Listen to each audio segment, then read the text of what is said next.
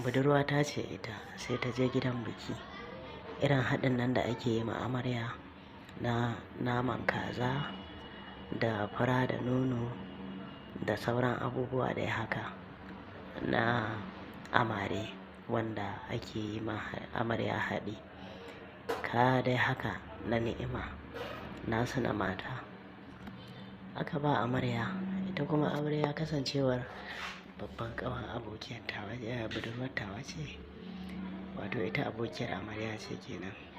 Duk abin da aka ba amarya ita ma sai ta haɗa alaƙume da ita, ta tanɗi duk abin da amarya za ta tanɗa, tun daga kan kaza da wannan farar da duk wani yaji da za a ba amarya, ita ma kuma ta yi amfani da su.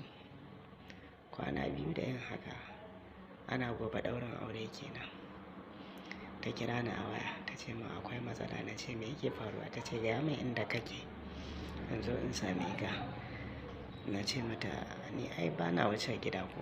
Ta ce to gani nan zuwa. Tana zuwa ko ta labarta min komai akan abin da ya faru. Na ce mata to gaskiya ni kan faɗuwa ta zo min daidai da zama, domin kuwa ni yau ni ma ango ne. Ta ƙyalƙyale da dariya ta ce to me kake jira ka tsaya kana wani ɓata lokaci, ai sai ka ɗora min sirdi ko. Na ce to shi kenan. Na je na buga sakata kuwa. Dama akwai wani ɗan madaran yogurt da na so na zo na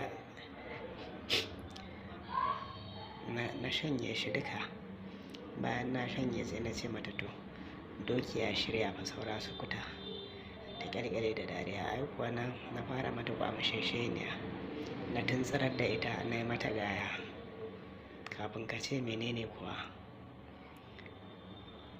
gonar ta har raɓa ya sauka, tana ambaliya. Tun kafin in fara noma fa take ambaliya.